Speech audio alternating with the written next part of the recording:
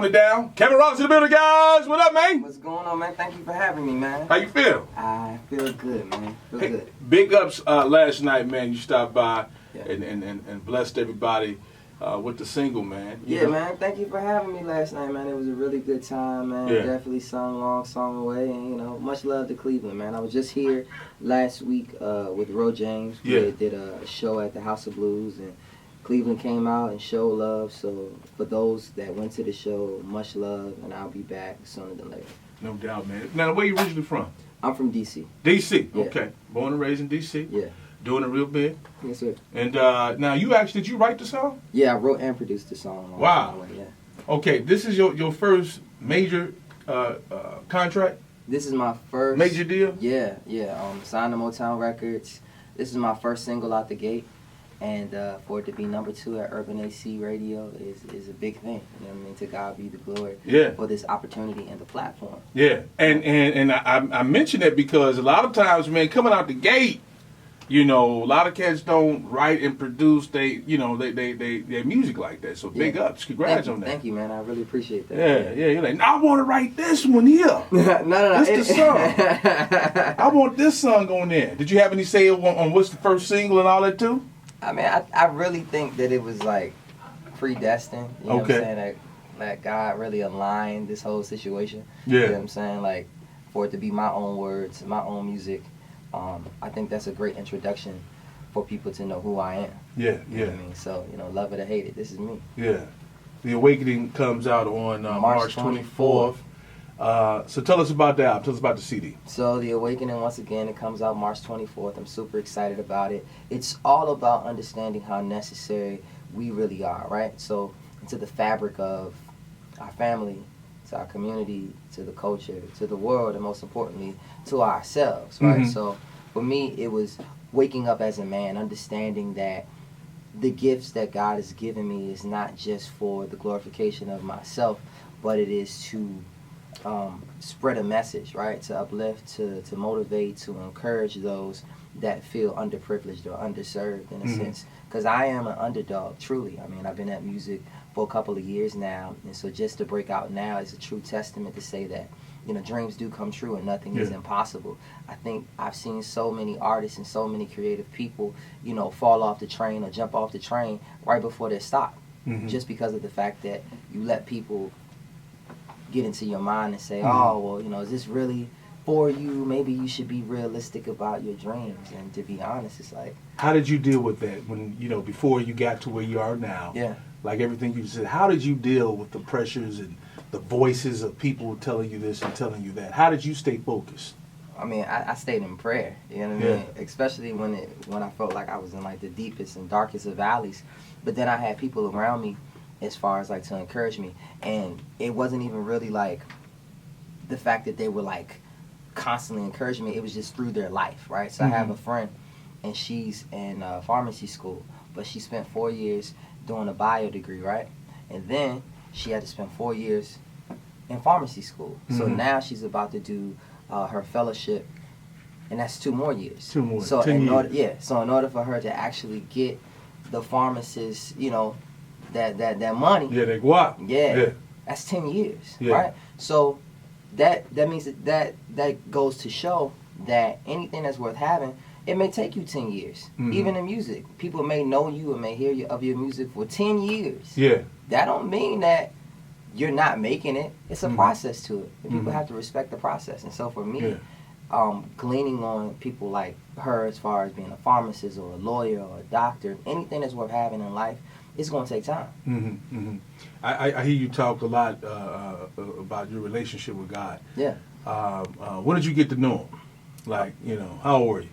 I was about 10 years old. I got bacterial meningitis, and I don't know. Listen, you know, when you have bacterial meningitis, there's like certain like levels of it, and at first it seemed like a flu, and then the flu just got worse, and so the last alternative was to give me a spinal tap, and so they gave me the spinal tap. The spinal tap came back cloudy, which means that I had bacterial meningitis, and so my brain waves and my brain patterns started to change, and so they thought that I was going to be mentally impaired, or that I was going to be somehow deaf.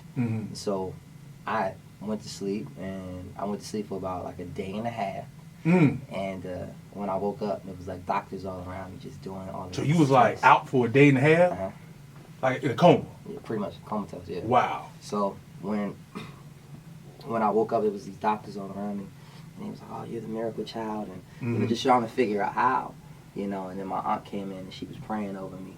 And, you know, and at 10 years old, you don't really understand the severity of those kind of things. Right. But I mean, I think once I got out of the hospital, because I was in there for about a month, I understood that God had preserved me, and I didn't even understand why He preserved me or why He saved me and kept me intact and kept me whole. But that's when the relationship started. You know, now as I got older and I started to feel myself, you know, it was a in and out relationship, definitely.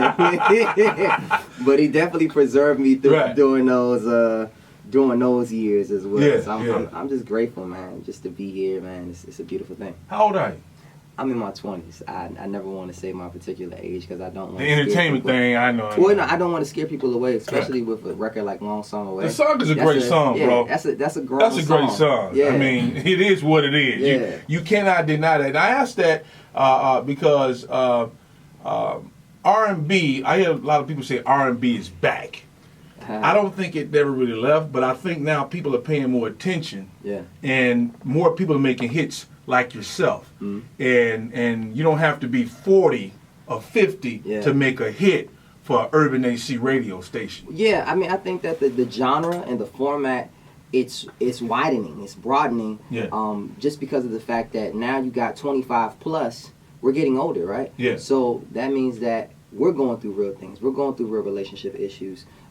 We have something to say. Yeah. You know, and it may not fit into the urban format. It may have a different feel. It may have a nostalgic feel. It may have a progressive feel.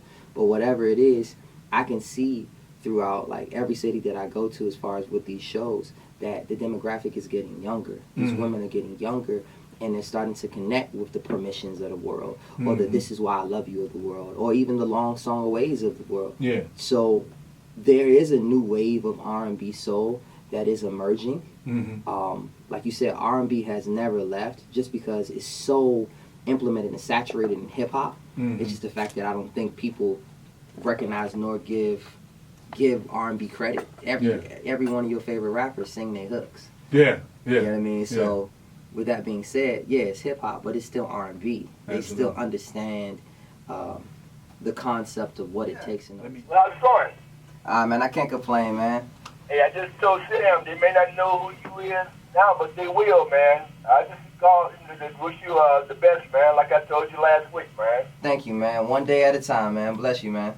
All right, you take care, man. Yes, sir. This song is beautiful. I'm 63 and I'll be feeling like I'm 21 just playing that. Hey, listen, that's a beautiful thing. Oh my God, I love that song. I got my daughter, my granddaughter. I said, you heard this, you heard this, you heard this. I look at it and listen to it on my TV every day. I mirror it. Oh my God. Wow, thank you so much. Thank you for sharing. Welcome to Cleveland. I love it here. I love it. Thank you. Karen Ross Takeover, man. Let's play another song off the CD, which comes out on the 24th. Let's go with, was it Pick Me Up? Pick You Up. Pick You Up. Pick You Up. Right here on ZAK.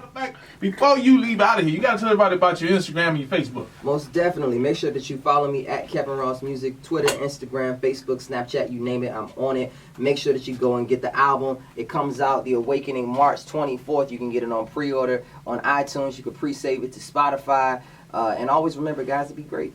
No doubt. Now, I want you to chime in on our conversation, man. Do you think that when you make it big, that somebody in the family, they call you for bread, that you're supposed to take care of the entire family? I believe in the saying that God blesses the child who has his own. And so for me, there's nothing wrong with gifts. There's nothing wrong with showering people and showing your appreciation. But to take care of another grown person that's able-bodied is out of the question for me. Yeah, out of the question. Out of the question. But when Christmas Come on, time, Kevin, you got it like that, when Kev. Christmas time comes, the gift's going to be like that. Definitely. You know what I'm saying? But as far as taking care of you, you've been taking care of yourself before. Yeah. You know, I was established, so I intend for people to do the same thing. So, You know, but my family knows that, and that's why I love They already know what's up. loves them. Yeah. They already Yeah. know what's up. Absolutely. Except for the free tickets for every concert. Now. Oh yeah, for tickets, we ain't got to worry about that. You go we back in- on to DC? We in it.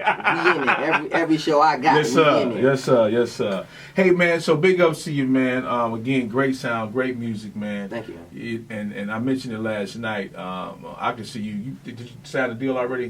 BET Awards. Are you performing? Listen, man, we're gonna put that into the atmosphere, Yeah. into existence, man. But I got a lot more work to do, man. You're gonna be seeing me on a lot more platforms. You know what I mean? God willing, and you know, this is only the first step, man. Yeah. First song. How does it feel, man? It feels great, man. Like, this has been years in the making for the Awakening album to finally come out on March 24th. It was a dream come true. But for me, the reality is that this is the first step. And so I believe in momentum. I believe in consistently giving people music. So just as much as we're going to put out this album, we're going to put out more music. And we're going to put out more videos. And we're going to continue to inspire and uplift more people. Yeah. And it's just going to get better and better. All right, man. Full interview, man. Make sure y'all go on my page and you can get the whole entire conversation. We've been hanging out. And go get the CD. Next week, we want to make it number one. Can we make it number one? Can we make it number one? Make it Pretty number one, please. son. Come on, man. Let's do that. Kevin Ross in the building, man. Big ups. Absolutely. We got more coming up on the show. Go ahead and introduce your next song, man. Yes, sir. Yes, sir. Now, I'm glad to present this song. This is my new single called Don't Go off of The Awakening. You're tuned into it right now. Much love, Cleveland, and we out.